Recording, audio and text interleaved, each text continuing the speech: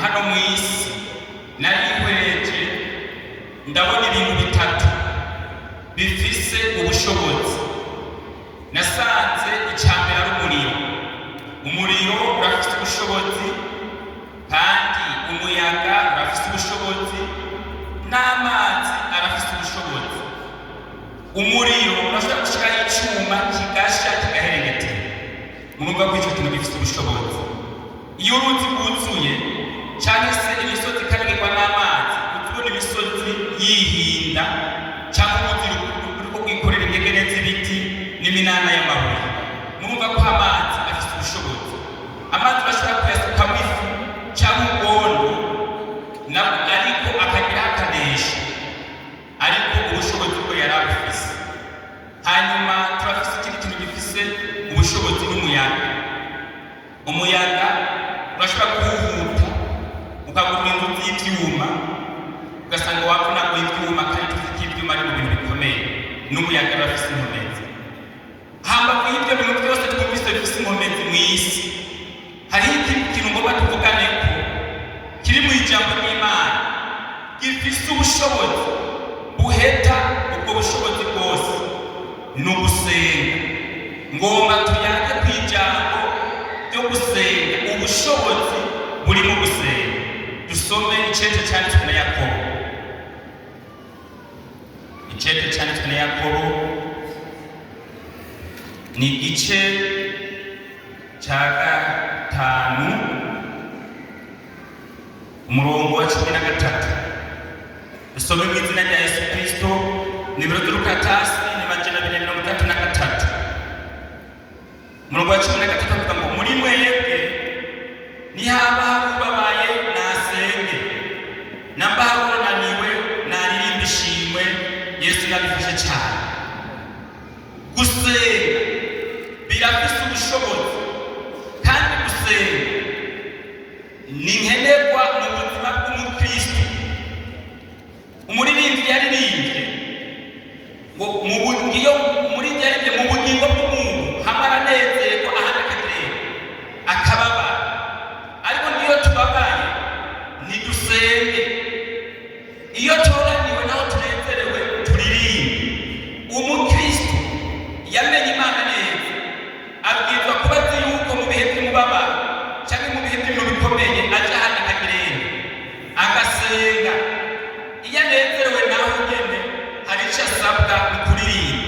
Je nabagira amakenga ku bantu bataririmba bari mu ishengero ry'Imana. Abo bantu nabandi bagira amakenga, kuko turabona neza ko umuntu anezerewe yabwirizwa kugira kuririmba. Utari kuraririmba nawe wabwirizwa kuba uriko urasenga. Yesu nabifashe cyane. Gusenga rero ni ukuvugana n'Imana. Tubisome hano mu Byakozwe n'Intumwa igice c'10, turahera ku murongo wa 1. Gusenga ni ukuvugana n'Imana.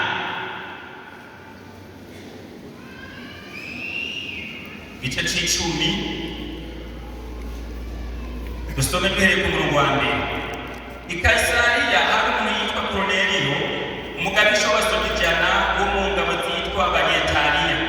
Yari umuntu yubaha Imana, akayitirana nabo mu nzu yiwe bose.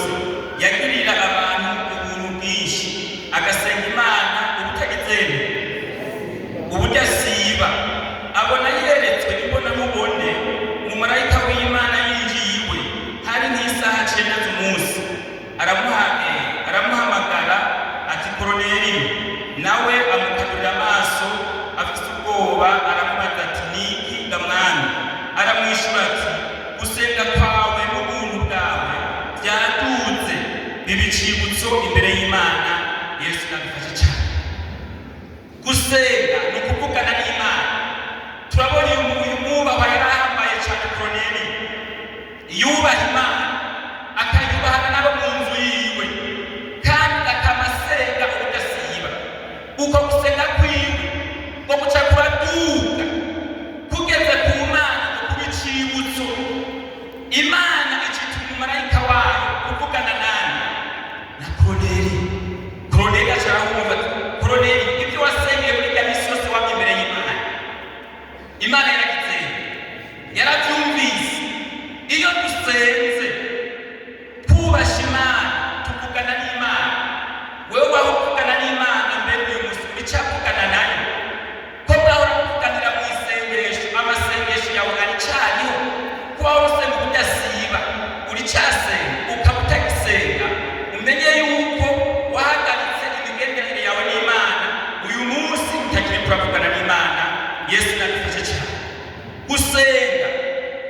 birabohora. Gusenga birabohora abantu baboshwe. Tubisome mu Byakozwe n'Intumwa igice cya 16. Gusenga birabohora. Byakozwe n'Intumwa igice cya 16. Dusome n'amajambo menshi ariko duhere ku murongo wa 25. Havuga ngo maze nko mu gicuku Pawulo na Sila bariko barasenga baririmbira Imana, izindi mbohe zibumva. Isi ikiranyiganyika cyane giturumbuka, bituma amatanguriro y'inzu y'ibohero anyiganyika. Ako kanya inzugi zose ziruguruka, iminyororo ya bose iradohoka.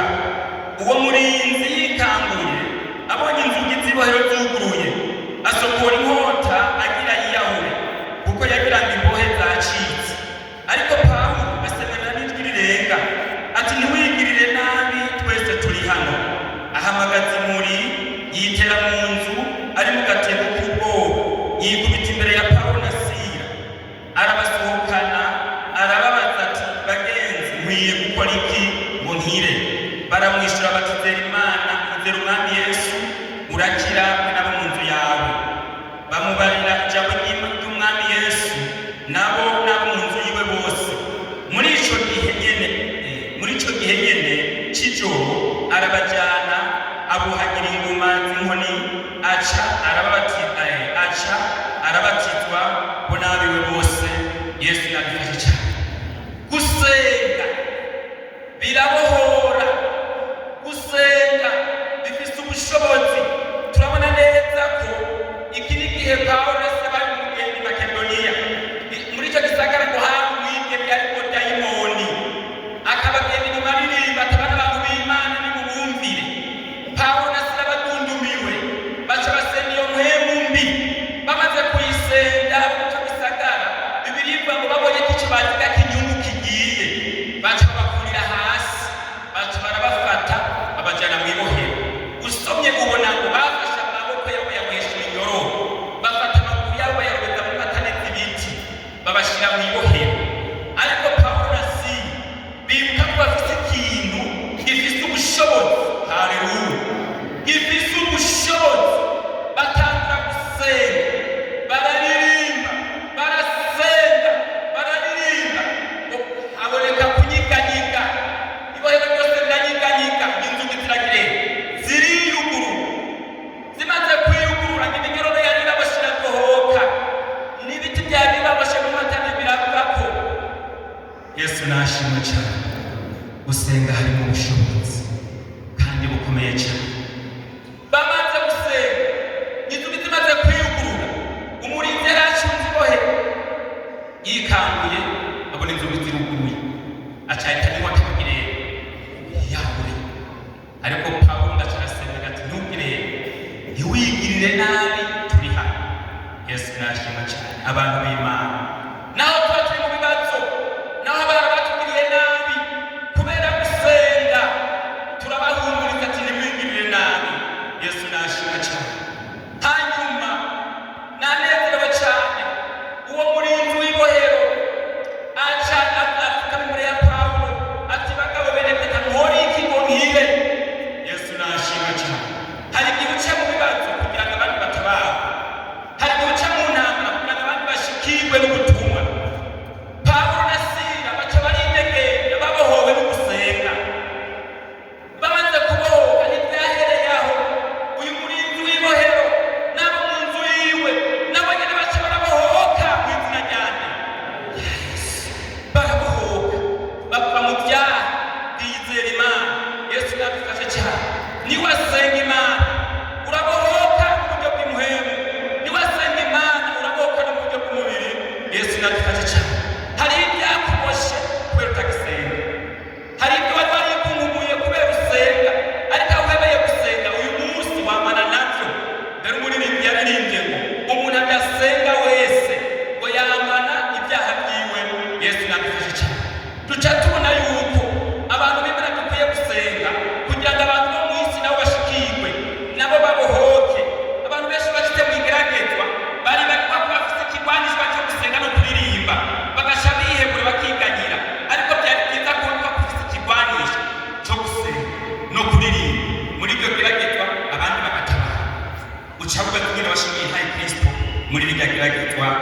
nadufashe cyane. Gusenga kurakiza.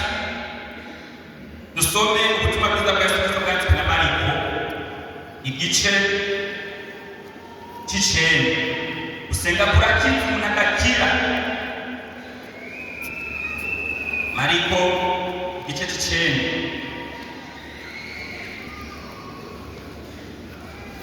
Dusome duhereye ku murongo wa 21. Yesu abaza se atabaza igihe kingana iki bimutera bityo, aramwishyura atuhereye mu bwana bwiwe. Kenshi cyane imuta mu muriro no mu mazi umwici, ariko namba hari ushobora tugirira akagongwe udutabare. Yesu aramwishyura atuguze uti namba turashoboye, namba wabishoboye, erega byose bishobokera uwizeye. Se uwo mwana acaraturika cyane ati ndizeye, fasha kutizera kwanje. Yesu abonye abantu bagwirirana biruka, akanamira iyo mpwemu ihumanye ati yewe mpwemu y'ikiragi kandi y'igipfamatwi, ubwanje ndakubariye muvemo, ntukamugaruke mukundi. Irataka iramutegeza cyane imuvamo, amera nk'uhwereye, bituma benshi bavuga bati arahwereye. Yesu amufata ukuboko aramubyura, arahagarara. Yinjiye mu nzu, abigishwa biwe bamubaza biherere bati tweho mbega ko byatunaniye kuyisenga. Arabishyura ati bene ijya ntikugwa muri kindi atari gusenga no kwisonzesha.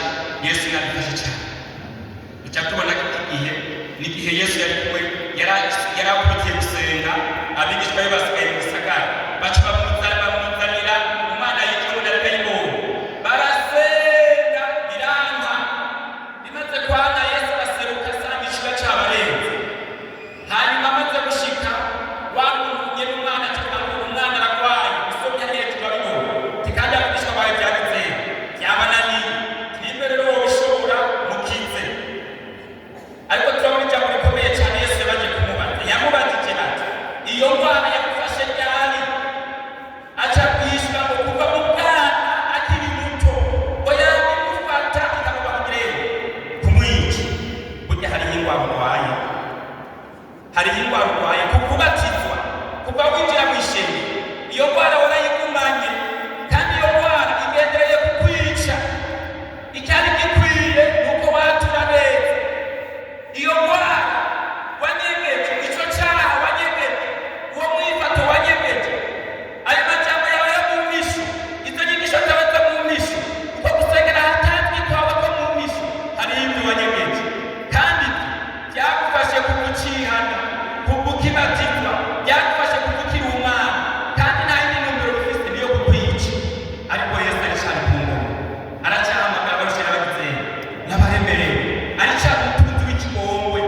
Yesu uwo mubyeyi atavuga ngo nimbe wobishobora, aca aramusubiza bati atuvuga ngo nimbe wobishobora. Ngo uwo muntu aca aturika aricuza kuko yagize kutizera, agaca asaba Yesu ikinyomero cy'ukwizera. Abantu batanguye kugwirirana, Yesu nashimwe. Yesu agaca avuga ijambo rimwe ati wa mpwemu mbi y'ikiragi y'igipfamatwi muvemo, ikiramuvamo. Hanyuma rero ngo biherereye, abigishwa baca baza Yesu ati mbese twe twayirukanye bikanga byagenze gute? Yesu yadufashe cyane ati bene ijya mpwemu mbi nkiyi nta kindi kiyikuraho atari gusenga no kwisonzesha. Yesu yadufashe cyane. Iyo dusenze Imana tukisonzesha, ubwacu turakira mu izina ryanjye ya Yesu, kandi iyo dukize duhabwa ubushobozi bwo gusenga abadayimoni mu izina ryanjye ya Yesu. Tukavuga ijambo rimwe gusa. Muri iyi minsi hari akaga ku bantu b'Imana barahevye gusenga, ugasanga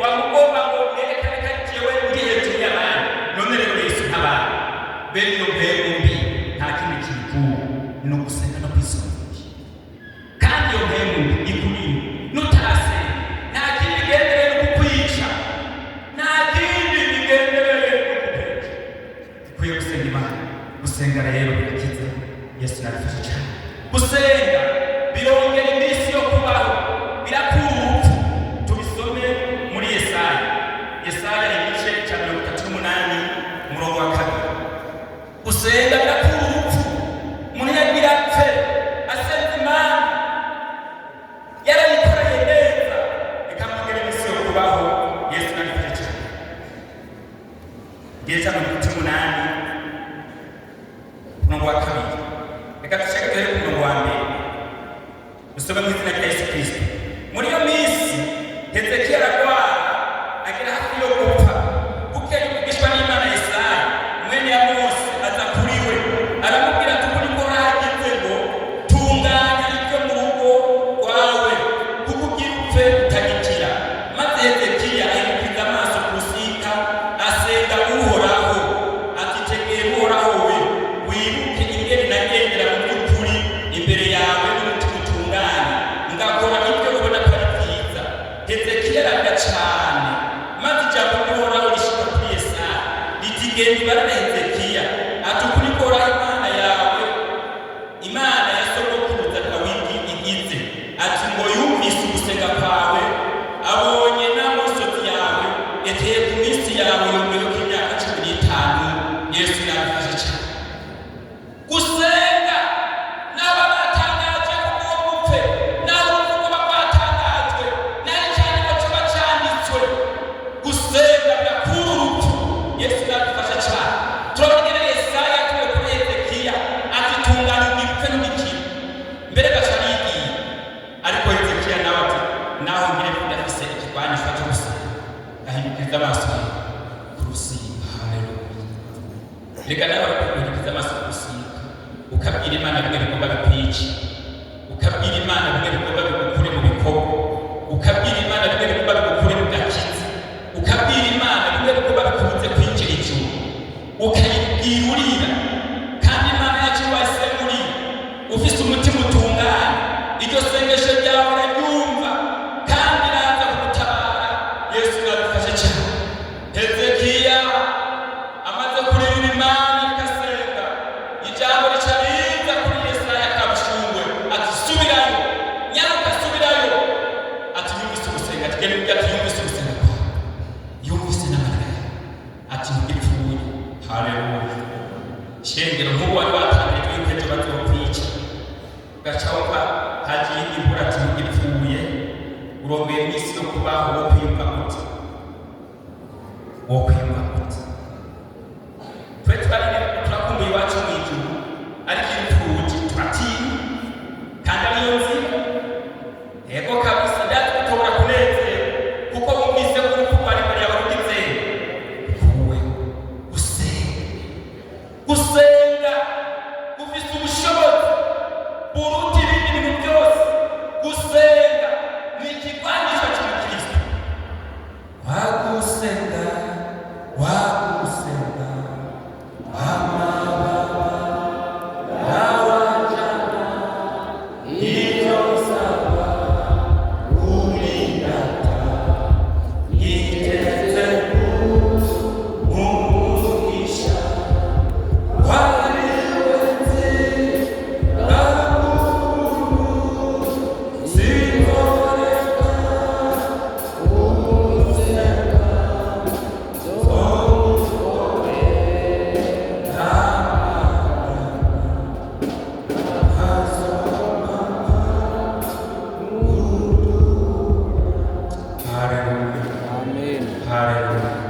niwasenga Imana yawe ukayikorera amaganya yawe yose, ntizoreka kukuruhura. Bwira mugenzi ati Yesu yiteze kukuruhura niwamusenga. Kabisa Yesu ariteze kukuruhura, ariteze kunduhura kuko Imana twizeye ni Imana ishoboye byose. Yesu niko twakurikiye mu bishobora byose kandi uwo nta kimunanira. Yesu nashimwe cyane. Bwira mugenzi ati Yesu ashoboye byose, arashoboye byose. Nabibona mwemba n'ibidashoboka imbere y'Imana kuwizeye biragenda birashoboka. Turangiza ikindi kimwe n'ibyinshi nawe ukunda kuvuga gusenga biratuma umuntu yumva buhemuye. Dusome igice cya 4 cy'ibyakozwe n'intumwa, dusome ku murongo wa 31. Gusenga biratuma umuntu yumva buhemuye akabatizwa muri muhemuye. Yakozwe n'igice cya 4 murongo wa 31 havuga ngo bahejeje gusenga aho bakoraniye haratigita bose buzuzwa muhemuye bavuga ijambo ry'Imana bagizeni bashize amanga. Iryo ni ishengero ryo hambere. Yesu yadufasha cyane.